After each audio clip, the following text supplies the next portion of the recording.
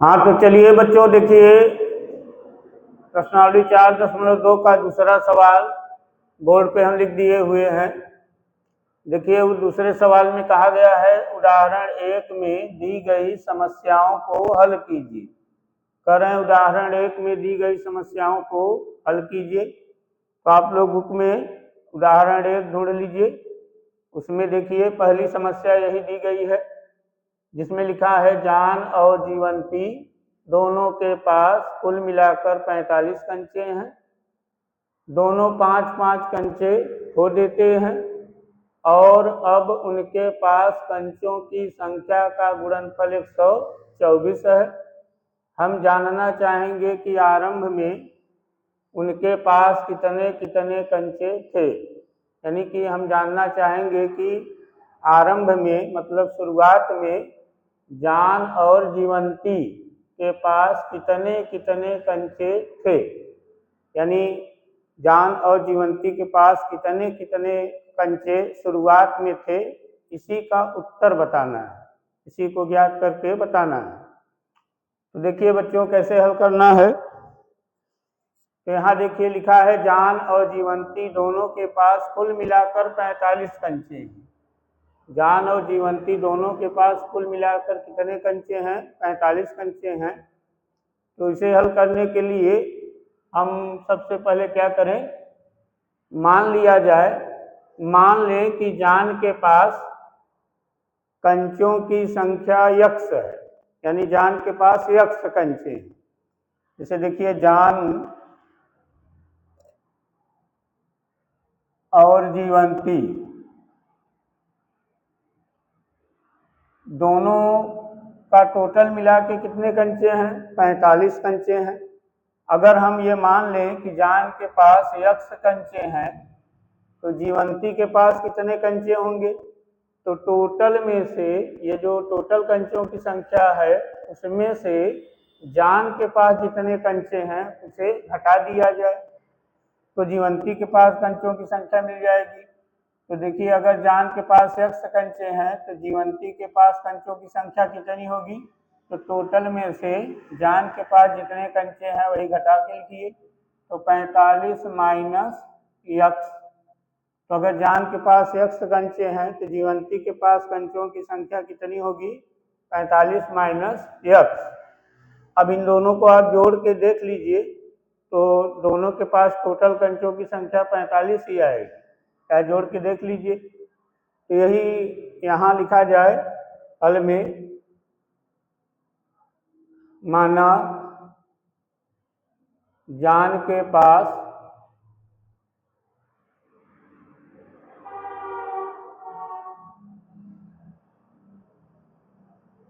कंचों की संख्या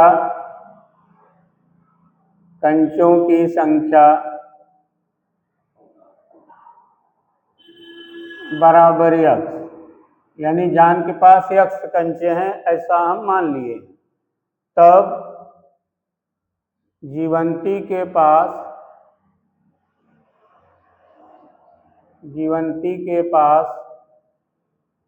कंचों की संख्या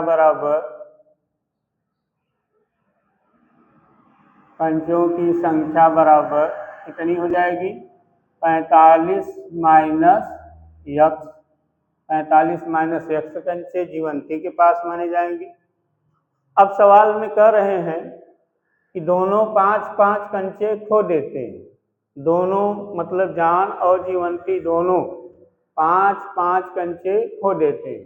यानी जितने जितने कंचे उनके पास हैं उन्हीं में से 5-5 कंचे खो देते हैं। तो 5-5 कंचे खो देने के बाद यहाँ लिखा जाए 5-5 कंचे खो देने के बाद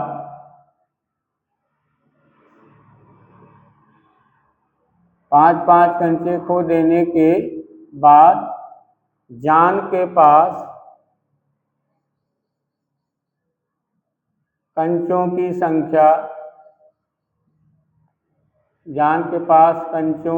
संख्या कितनी होगी बताइए। जब जान 5 कंचे नहीं खोया था उसके पास कितने कंचे थे? यक्स कंचे थे। अब इसी में से वो 5 कंचे खो दे रहा है, तो इसमें से 5 कंचे निकल गए होंगे, 5 कंचे खो दिया है, यक्स में से 5 घटा दीजिए। इतने कंचे हैं अब उसके पास। 5 कंचे खो देने के बाद जान के पास कंचों की संख्या यक्स माइनस 5 है। जीवंती के पास कंचों की संख्या बराबर, जीवंती के पास कितने कंचे थे? जब 5 कंचे नहीं खोई थी, क्या खोया था? तो 45 माइनस यक्स थे ना, उसी में से 5 कंचे खो दिया है, तो 45 माइनस यक्स में से 5 निकाल दीजिए। तो 45 में 5 घटाइए, 40 माइनस यक्स, इतने कंचे बचे हुए हैं। अब देखिए प्रश्न में क्या कह रहे हैं, 5 कंचे खो देते हैं, और अब यानी 5 कंचे खो देने के बाद अब उनके पास कंचों की संख्या का गुणनफल 124 है। 5 कंचे खो देने के बाद जितने कंचे उनके पास बचे हैं उनका गुणनफल करेंगे तो कितना आएगा? 124 आएगा। तो प्रश्नानुसार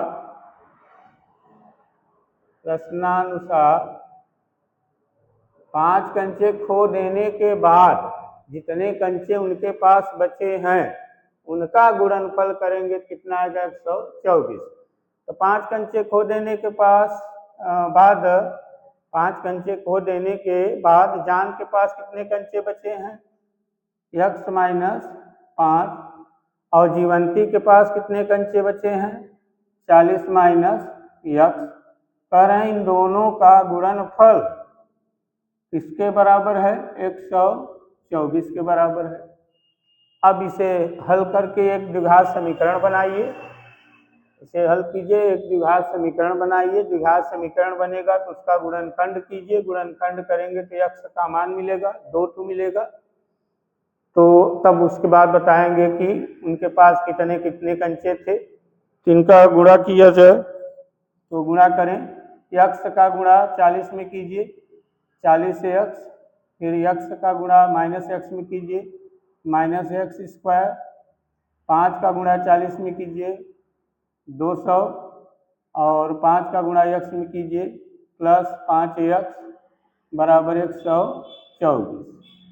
यहाँ माइनस एक्स स्क्वायर को पहले लिख दीजिए, और ये 40 एक्स और 5 एक्स जोड़ के लिखिए, प्लस 45 एक्स और माइनस 200, और 124 को बाएं तरफ पक्षांतर कर लीजिए, 124 बराबर 0, माइनस में हो जाएगा। ये होगा minus x square plus 45 x, ये दोनों माइनस माइनस में है तो जुड़ेंगे, तो माइनस 324 बराबर 0। यहाँ से माइनस गायब करना हो, शुरुआत में माइनस आ गया है, तो माइनस गायब करना हो तो एक अपने से माइनस लिखिए और उसी से गुणा कर दीजिए। गुणा करने पर गुणा कीजिए, माइनस माइनस का गुणा प्लस हो जाएगा, तो plus x square, minus plus का गुणा माइनस 45 एक्स, और माइनस माइनस का गुणा प्लस 324 बराबर 0। तो देखिए एक द्विघात समीकरण है, जो एक द्विघात समीकरण है। अब ये द्विघात समीकरण है, इसे हम लोग गुणनखंड विधि से हल करेंगे। इसे गुणनखंड विधि से हल किया जाए, तो इसे गुणनखंड विधि से हल करने के लिए क्या करना है, आपको बताया गया है कि इसमें से अचर पद लेना है और एक्स स्क्वायर का गुणांक लेना है। यहाँ अचर पद देखिए कौन है, अचर पद 324 है, और एक्स स्क्वायर का गुणांक कौन है? यहाँ 1 है, तो चलिए 1 लिख दे रहे हैं, दोनों का गुणा कीजिए, 324 ही आएगा। अब 324 को 2 भागों में बांटना है, 324 को 2 भागों में बांटना है। और इसके दो भाग ऐसे होने चाहिए कि दोनों भागों को जोड़ने से या घटाने से 45 आ जाए, अर्थात x का गुणांक आ जाए, 45 आ जाए। इसका दो भाग जोड़ने के लिए पहाड़ा पढ़ना पड़ेगा, लेकिन पहाड़ा चूंकि बड़ी संख्या है, इसके लिए आप गुणनखंड कीजिए। इसका 324 का गुणनखंड कीजिए, 2 से काटिए इसे, 2 1 का 2, 2 6 12, 2 दूना 4, 2 8 16, 2 1 का 2। अब 3 से काटिए, 3 दूना 6, 3 7 21। अब देख लीजिए एक बार, जैसे 3 दूना, इन तीनों का गुणा कीजिए, 3 दूना 6, 6 दूना 12, 12 और 27 जोड़ के देखिए, 12 और 27 को जोड़ के देखिए, 45 आएगा। 3 दूना 6, 6 दूना 12 और 27, तो ये देखिए 39 ही आ रहा है। इसका मतलब ये सही नहीं है अभी। तो ऐसा कीजिए, जैसे हम 27 का गुणा 2 में कर दें, 27 दूना 54, और 3 और 2 का गुणा करें, 3 दूना 6, और दोनों को घटा के देखिए, अब भी नहीं आएगा। तो चलिए अभी आगे और इसे काटिए और गुणनखंड कीजिए। 3 9 27। अब देखिए जैसे 2 दूना 4, 4 9 36, 2 दूना 4, 4 9 36, और 3 त्रिका 9। तो अब देखिए 9 6 15, और 3 और 1 4। अब देखिए 45 आ रहा है। तो देखिए इन दोनों का गुणा और 9, 2 दूना 4, 4 9 36, और 3 त्रिका 9, 9, और दोनों को जोड़ने से कितना आ रहा है? 45। इसका मतलब हुआ कि 324 के दो भाग कौन होगा? एक 36 होगा और एक 9 होगा। और इन दोनों को जोड़ने से देखिए कितना आ रहा है? 45 आ रहा है। तो सवाल में जहाँ 45 है वहाँ क्या लिखिए? 36 प्लस 9 लिखिए। जहाँ 45 है वहाँ क्या लिखिए? 36 प्लस 9 लिखिए। तो 36 प्लस 9 लिखा जाए। हाँ, तो लिखिए x² माइनस 36 प्लस 9, आगे x प्लस 324 बराबर 0। x का गुणा दोनों में कर दीजिए, x² minus 36x minus 9x plus 324 बराबर 0। इन दोनों में और इन दोनों में कॉमन लीजिए, इसमें कॉमन x है तो बचेगा x माइनस 36, और माइनस इसमें 9 कॉमन है, x माइनस 36 ही बचेगा। 9 6 54, और 9 6 54, 9 3 27, 28 29 30 31 32 सही है। अब देखिए क्या कॉमन है? अब कॉमन है x माइनस 36, तो बचेगा x माइनस 9 बराबर 0। तो देखिए इस द्विघात समीकरण का गुणनखंड हो गया है। अब इन दोनों कोष्ठकों को बारी बारी से 0 के बराबर कीजिए तो x का मान आएगा। तो पहला कोष्ठक लिया जाए, यदि x माइनस 36 बराबर 0 हो तब x बराबर 36, और दूसरा कोष्ठक लें, यदि x माइनस 9 बराबर 0 हो तब x बराबर 9 आएगा। तो यहाँ देखिए x के दो मान मिल गए हैं। तो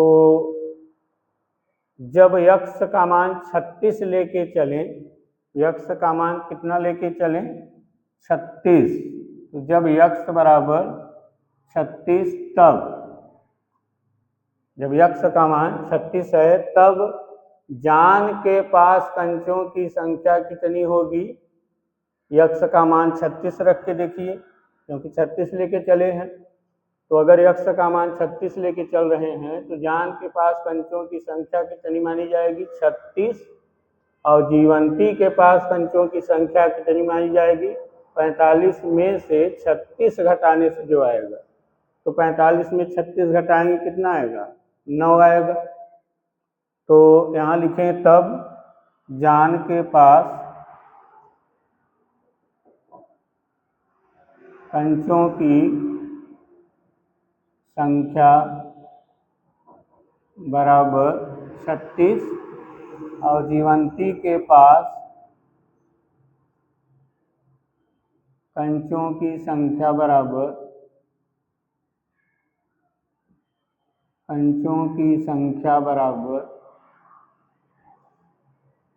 45 में से 36 घटा के बताइए, तो 9 आएगा। तो कुल मिला के जान के पास अगर 36 कंचे हैं तो जीवंती के पास कितने होंगे, 9। अच्छा चलिए, जब x बराबर 9 लिया जाए, जब x बराबर 9, तब जान के पास कितने कंचे होंगे। x का मान इस बार 9 लिए हैं, तो जान के पास कंचों की संख्या 9 होगी। तो जब x बराबर 9, तब जान के पास कंचों की संख्या बराबर 9 और जीवंती के पास कंचों की संख्या बराबर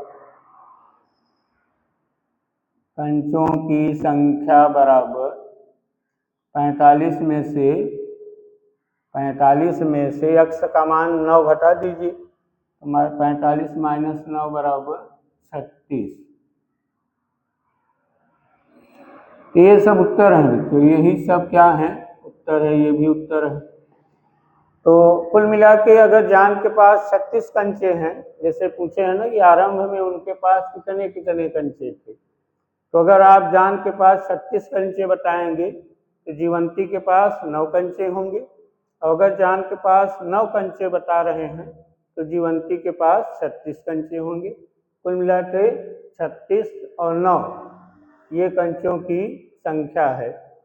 अच्छा, कह रहे थे कि दोनों के पास जितने कंचे हैं कुल मिला के 45 हो जाते हैं, तो दोनों को जोड़ के देखिए, अगर जान के पास 36 कंचे हैं, जीवंती के पास 9 है, तो दोनों को जोड़ के देखिए 45 आएगा।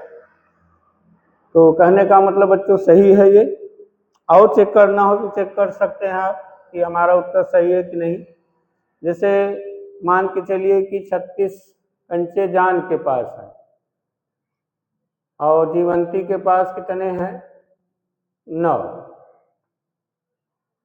अच्छा, कह रहे थे कि 5-5 कंचे दोनों खो देते हैं, तो दोनों 5-5 कंचे खो देंगे। ये 5 निकल गया, इसमें कितना 31, इसमें 5 निकल गया, कितना 4। तो कह रहे थे कि 5 कंचे खो देने के बाद जितने कंचे बचे हैं, देखिए 5 कंचे निकालने के बाद जो बचे हैं, कह रहे थे उनका गुणनफल 124 होगा। इन दोनों का गुणा करके देखिए, 4 का 4, 4 तिहाई 12, गुणा करने से 24 आ रहा है। इससे पता चलता है कि हमारा उत्तर क्या है, सही है। तो नोट कर लीजिए आप लोग इसे।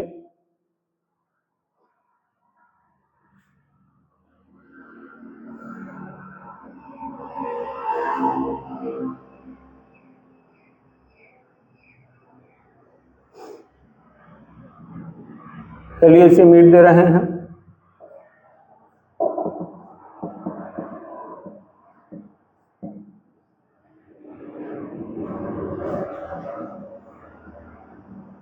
तो यहाँ 36 और 9 इस द्विघात समीकरण के मूल होंगे। जो द्विघात समीकरण बना था उसके मूल कौन होंगे, 36 और 9, ये दोनों द्विघात समीकरण के मूल थे। इन्हीं की सहायता से हम उत्तर इन दोनों का बताए हुए हैं। हाँ, तो देखिए बच्चों, उदाहरण 1 में दी गई समस्या का जो पहला पार्ट था उसे तो लगा दिए।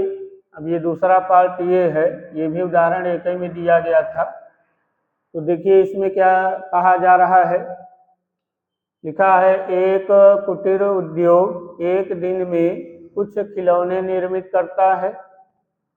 प्रत्येक खिलौने का मूल्य 55 में से एक दिन में निर्माण किए गए खिलौने की संख्या को घटाने से प्राप्त संख्या के बराबर है। किसी एक दिन कुल निर्माण लागत 750 रुपये थी। हम उस दिन निर्माण किए गए खिलौनों की संख्या ज्ञात करना चाहेंगे। तो चलिए बच्चों इसे हल करते हैं। देखिए कैसे हल करना है। देखिए क्या ज्ञात करना है, अंत में पढ़िए लिखा है, उस दिन निर्माण किए गए खिलौनों की संख्या ज्ञात करना है। उस दिन निर्माण किए गए खिलौनों की संख्या ज्ञात करना है। तो हम इसी को यक्ष मान ले रहे हैं। यहाँ लिखा जाए माना उस दिन निर्माण या निर्मित खिलौनों की संख्या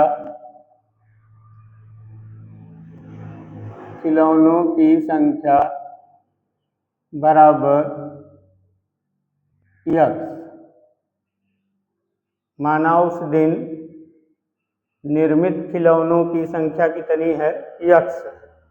उस दिन निर्मित खिलौनों की संख्या कितनी है, यक्ष, यानी यक्ष खिलौने उस दिन निर्मित हुए। अब देखिए प्रश्न में पढ़िए, यहाँ से यहाँ तक में पढ़िए, यहाँ से यहाँ तक में कुछ आपको बताया गया है। देखिए बता रहे हैं कि प्रत्येक खिलौने का मूल्य कितना है। प्रत्येक मतलब एक खिलौने का मूल्य, प्रत्येक का मतलब एक से होता है।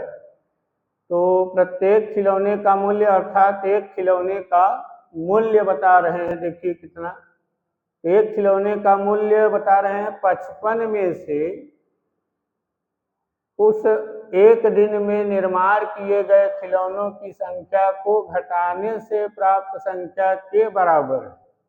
यानी प्रश्न में कह रहे हैं, प्रश्नानुसार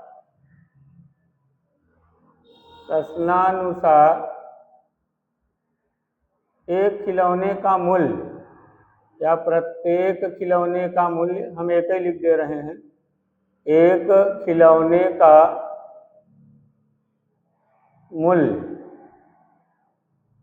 मूल्य किसके बराबर है। देखिए खिलौने का मूल्य किसके बराबर है, तो लिखे हैं 55 में से। 55 में से देखिए लिखे हैं घटाने से। 55 में से क्या घटाने से, एक दिन में निर्माण किए गए खिलौनों की संख्या को घटाने से। यानी 55 में से क्या घटा दिया जाए, एक दिन में निर्माण किए गए खिलौनों की संख्या घटा दिया जाए। तो 55 में से एक दिन में निर्मित खिलौनों की संख्या,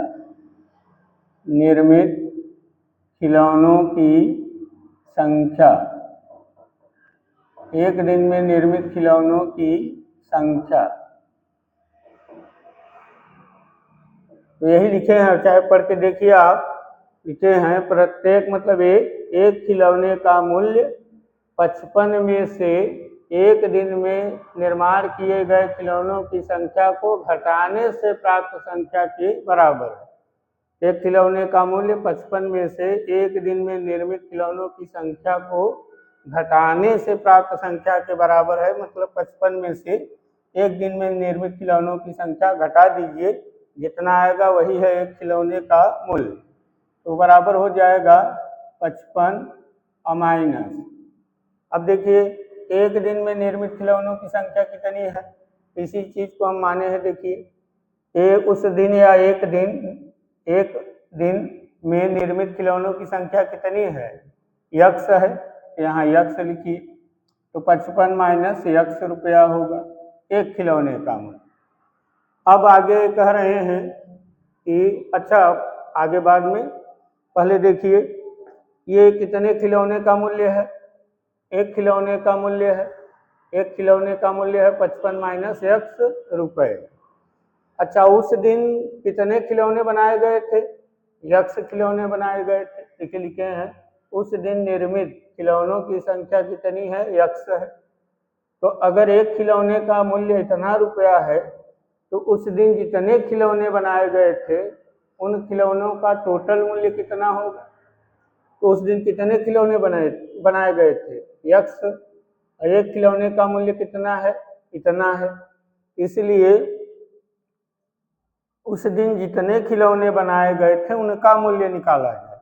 जब हमें एक खिलौने का मूल्य पता है तो उस दिन जितने खिलौने बनाए गए थे उनका मूल्य पता किया जाए। तो उस दिन कितने खिलौने बनाए गए थे? यक्ष। तो एक खिलौने का मूल्य इतना है तो यक्ष खिलौने का मूल्य कितना हो? इसलिए यक्ष खिलौनों का मूल्य, यक्ष खिलौनों का मूल्य बराबर, तो इसका गुणा इसमें कर दीजिए, यानी यक्ष गुणित 55 माइनस यक्ष रुपया होगा।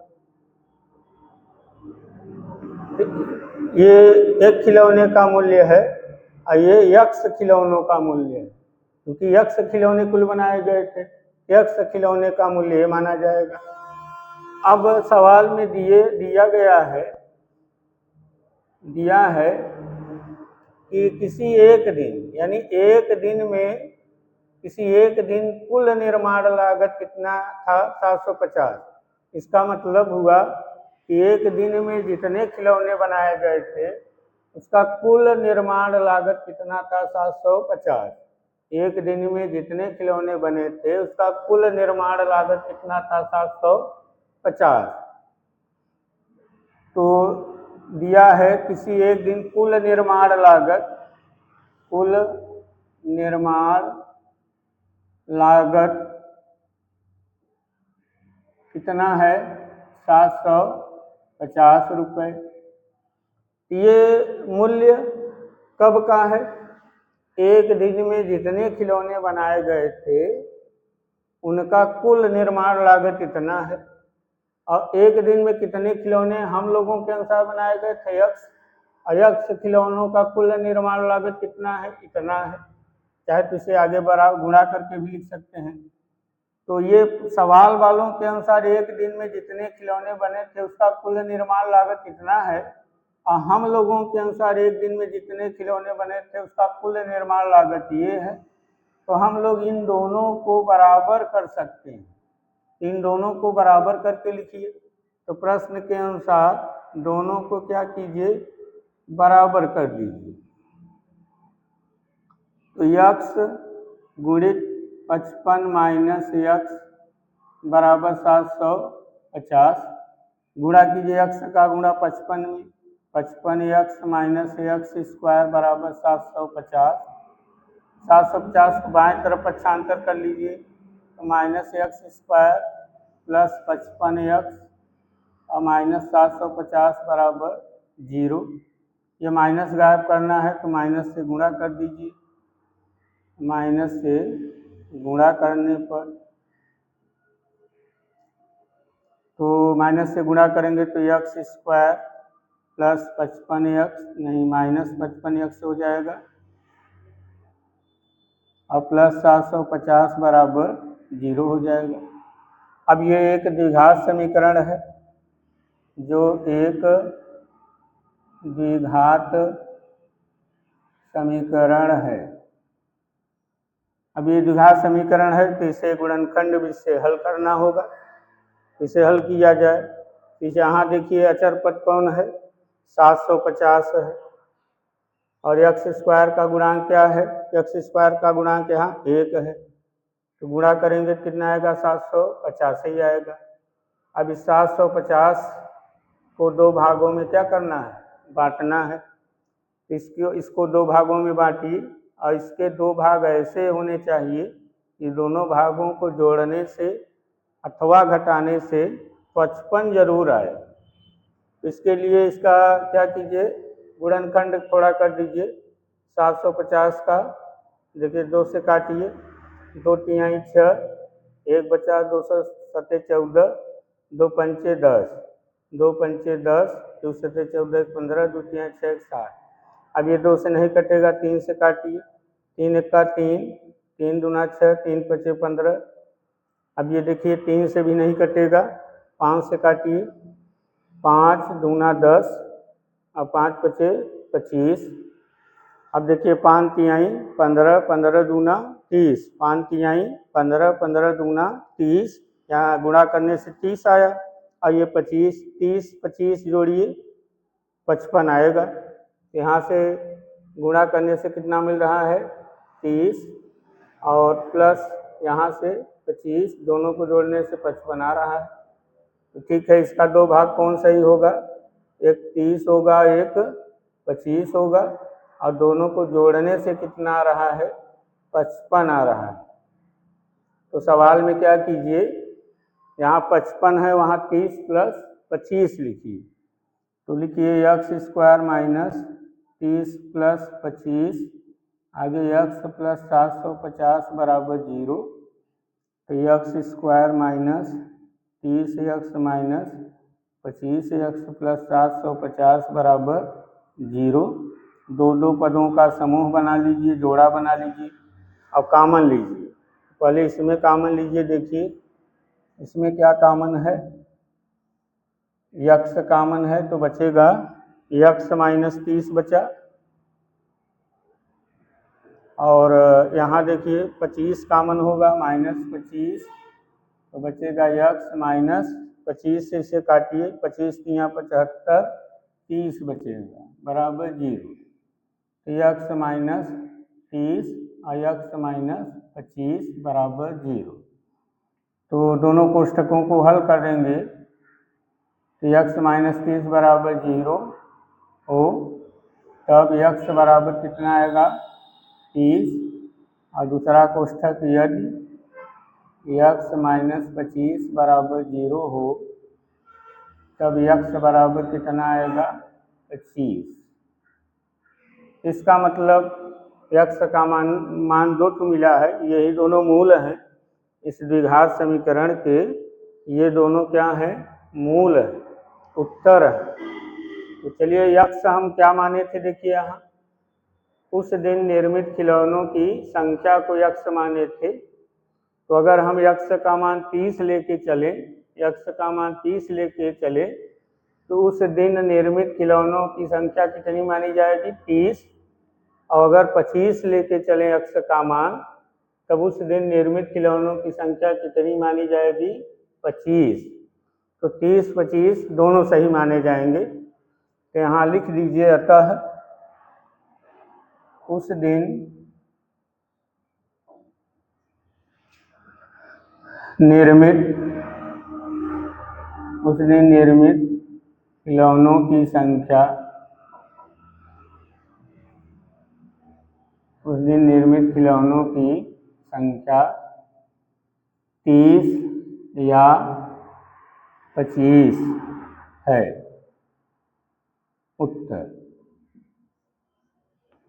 ये बच्चों दूसरा सवाल है। दूसरे सवाल में कह रहे थे कि जो उदाहरण 1 में जो समस्याएं दी गई हैं उन्हें हल कीजिए।